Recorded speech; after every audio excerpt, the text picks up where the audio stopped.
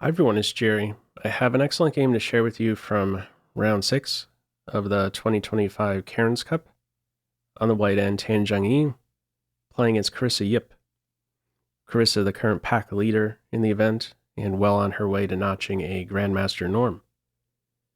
Okay, the opening we have here, Jobava London. No knight b5, no conversion allowed on c7.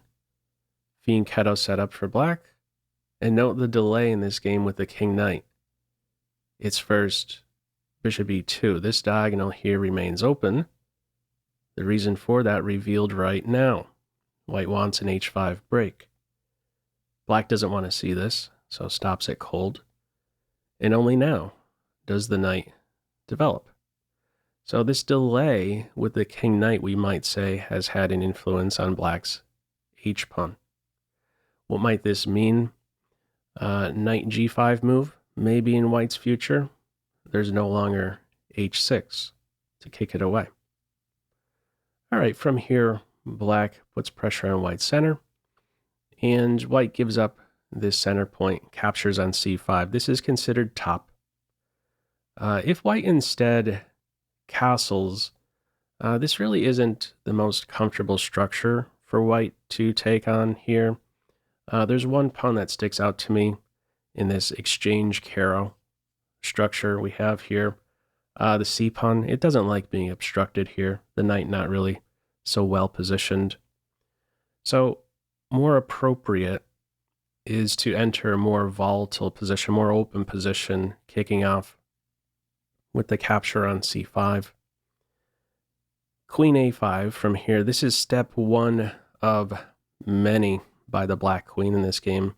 Nearly 33% of all of black's moves are with the queen, and this game exceeds 40 moves, just to give you an idea. Time controls, by the way, you have 90 minutes to complete 40 moves, and should you meet that time control, you gain 30 minutes, and a 30-second increment also kicks in. From here, knight d2 unpins the c3 knight and is looking forward to knight b3 bothering the queen. Queen b6. And from here, white castles. Now, if white goes hunting for this center pawn, what would end up happening, two things. The 2-point pawn would be swiped, and white would lose the right to castle. Bishop c3 check is there. You block with the knight, that hangs the rook. So not a good idea to go for this center pawn. It's first castles, maybe now. This is a more appropriate moment to grab the pawn if available, but black is on move and secures it. Follow up a4, knight c6, space for white. There's also a big square here on b6 available to white. Queen d8, knight a4. Let me throw this position to you as a pop quiz. How would you respond here? Feel free to pause the video. Okay, in the game, knight d7 is played. So it's copycat. Those knights were competing for the center squares. After knight d7, they're both competing for c5 and b6. There is this question in this position here, can black successfully grab the a5 pawn? The answer is no. Let me show you why that's the case. After knight a4, the rook is obstructed. Let's say you go ahead and try and win this pawn. You would be losing here because of queen d4. Okay, there's no immediate knight move that will hurt you, but queen d4 will. This is winning for white. Knight b6 is now going to pack two punches, one on the queen, the other on the rook, and there's not much you could do about it. The queen is also stable on d4. No scary discoveries by the knight. You don't have these options with the knight. Those moves would be there to secure the bishop. The bishop would be unprotected. This is a big problem, the b6 square. What do you do here? Let's say you get the queen, you move the queen back home, knight b6. And this is a big problem. Bishop has this square, And the queen from d4 has this one. Knight takes bishop is there, followed by queen captures rook. So my point, the a5 pawn at this stage here, poison. We have knight d7. So taming the knight also, the queen's eyes have opened up to h4. Now, how white plays it from here, develops the queen, does not want to see the a pawn fall. And black's reply is queen captures h4. Now, if black tries to hang on to the h4 pawn with g3 or bishop g3, playing g3 is a bit weird. The bishop actually runs into some trouble there. No retreats. You're looking at getting trapped. Let's say bishop g3 is played. This is where you could now consider grabbing that a5 pawn. Things would be much different with such a line because this knight is no longer on f6. This bishop's eyes are opened up to that queen d4 move. No queen d4 here. It's not, well, black is up a pawn with such a line, but it is not a pawn advantage in the computer's eyes. It still says it's around equal. There's still much more to weigh with such a line. Bishop d6 can be a bit irritating. All right, how it is played here, white simply defends a5. Queen d2 it is. Queen takes h4. Rook on f to d1. Castles. And from here we have e4. Now, computer isn't a big fan of e4. Here's how it wants to play it. An improvement over e4.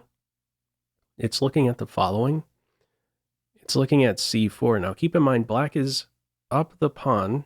That's true. But what's also true, black is behind in development. Things are clogged up quite a bit here on the queen side. How do you get the bishop out? How do you get the rook out?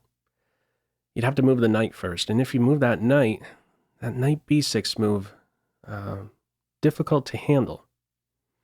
Now, this is how it wants to play. It wants to go with c4 and meet this capture, not with the recapture. That would run into e5. There's a problem there. On this fourth rank, there would be a problem there. It wants to meet this capture with knight d4. Try to remove this knight. Things have opened up.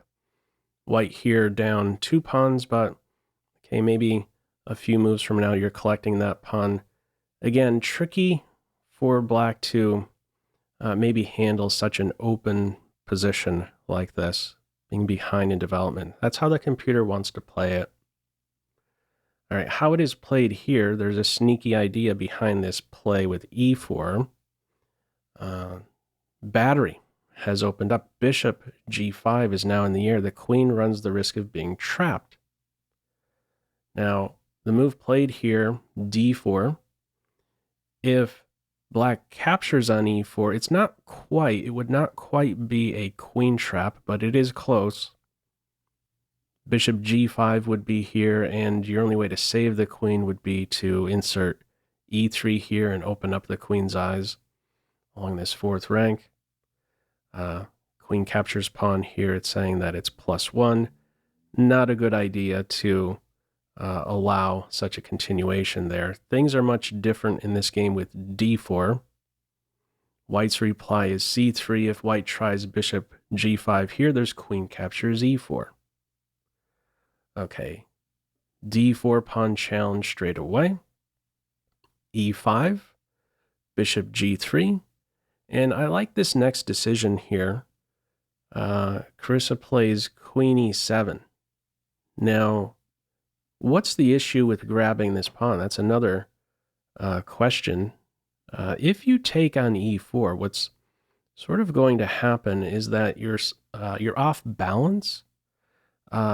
Things become maybe a bit too open in a position where you're behind in development.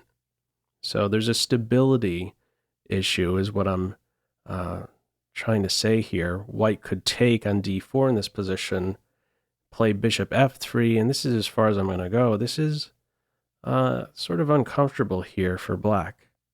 Bishops functioning well together, adjacent diagonals, still behind with development on the queen side. What we enter in this game is a more, what we might say, a more controlled position. Carissa sort of feels full here. I'm up the pawn, no need to go for a second pawn. Let's keep things a bit more under control here. Queen e7 it is. No queen takes pawn, no open diagonal work with.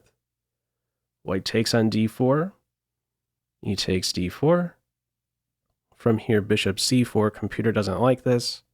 It's looking at instead activating the rook.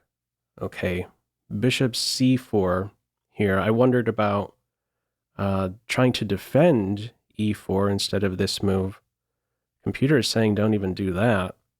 So bishop f3, bishop d3 is met with knight on d to e5.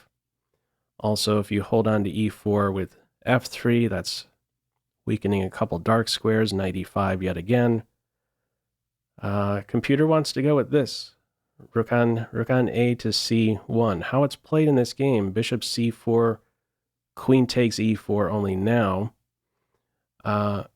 Here's an important detail. If, let's say, white in this position hangs on to e4 with f3, and this knight develops here, or improves, I should say, to e5, what are you doing here as black if this knight immediately hops into b6? As soon as b6 is given up, let's say it goes there, the idea would not be to move the rook. A train of thought I had here is, oh, okay, after the knight is here, it's cutting out the bishop. It doesn't see b8 anymore. Moving the rook to b8 would not be top. Top here would be to continue developing. Bishop to e6, targeting this unprotected knight, preparing to meet. Bishop e6, preparing to meet knight takes rook with bishop captures knight. You're on the rook, you'd be on the knight there. Okay, at the end of the day, we do not see e4 covered. It's bishop c4. No queen takes e4 just yet. h4 first included. Nice detail here. Okay, tempo on the bishop. h5 has opened up because of h4. The queen will eventually pivot there. She has a new option. Queen takes e4 only now. Second pawn for black. She's going to get kicked. Rook e1, bishop d3. White has to take time out to cover the knight. Now we have a mate threat on g2. That's covered. Queen h5 it is. Bishop f3, queen corner pocket. AlphaZero-esque. Beautiful game between AlphaZero and Stockfish. Queen playing to the corner like this. She still has an influence in the position, supporting that passed pawn. The h-file can spring open at any moment. The queen is still functioning like a queen. From here, bishop d6. How to react to this threat? Ignore it. Black is up 2 pawns, but behind in development. So black solves the development issue, finally gets going with the knight, gives up the exchange. From here, knight c5, that covers the rook. A couple of things going on. Covers the rook and also opens up the rook's eyes to the bishop. Now, computer was pointing out you have your pick at this stage here rather than the recapture. It says you could go ahead and swipe first, but this is also healthy how black plays it. First taking on f8, and from here the capture on g2. That's move 30. Both players here under 9 minutes. White has about 6.5, black 8.5. We start to see some suboptimal play common with this remaining time. Bishop captures g2. Bishop g4 is played here. This is where black's advantage slips. Computer doesn't like this idea. There is a focus with black's next 2 moves here, or this move here and the next one on the f3 square. It's clear. 2 minors converging on this square now. How the computer wants to play it, it says put the bishop on f5 and look forward to working with your passed pawn. Look forward to d3 advance. Okay, there's a focus in this game on f3. White now goes with rook g3. This is top. And from here, queen h5. Let me throw this position too as a pop quiz. How would you respond here? Feel free to pause the video. Okay, white is in an only move situation. Very difficult to play in such a way. Computer points out bishop takes knight. Now, giving up the bishop like this, very difficult. It's a key defender of these two big weaknesses on the king side. Here's the point. I'm going to touch on these two recaptures. If you take with the knight, white would have to find another only move with queen f4, targeting the bishop, keeping an eye on a possible bishop f3, queen h1 mate idea. And this is what it's looking at, a sort of Pac-Man continuation here at the end of the day, calls it equal. Okay, another detail with this bishop captures knight move is that if you take with the pawn, stay trained on f3 here, white could go for the capture here on e5, pick up the two minor pieces for the rook, another Pac-Man continuation, and we're looking at a drawn rook and pawn ending after a queen exchange. Okay, this top move, bishop captures knight, not played, understandable. What's tried here, knight e4, and it's decisive from this point on. Some control over this knight here. Bishop e7, no forks allowed. Queen f4, and now comes f5. Don't move, knight, or you're in big trouble. What's tried here is f3. If you move the knight, let's say to c5, bishop g5, and your queen is trapped. So the try here is this counter punch with f3. Pawn takes knight, pawn takes bishop. Queen h4, keeping pressure on something. Rook target, this rook a target. Bishop takes e4 from here, rook f3. Bishop check is nothing. White probably just playing on out of momentum at this stage. King g7, and at this point we have queen captures rook. What else is there? If you try and save the queen, you're losing everything, pretty much. Losing this rook. Big trouble there. So the try here, queen captures rook. Bishop captures queen. King g2, knight takes g4, cleaning house at this stage. Knight check, another check. And at this point, after queen g5, white finally has had enough and threw in the towel. You're on the bishop in this final position. And if white tries to save the bishop, I mean, this is one way you could continue. Target the rook. As soon as it moves, you have discovered checks in the air. This is going nowhere for white. The material count in this final position, we're looking at a queen, minor piece, and a couple pawns. Versus two rooks. That's way too much. So a really nice game here by Carissa here.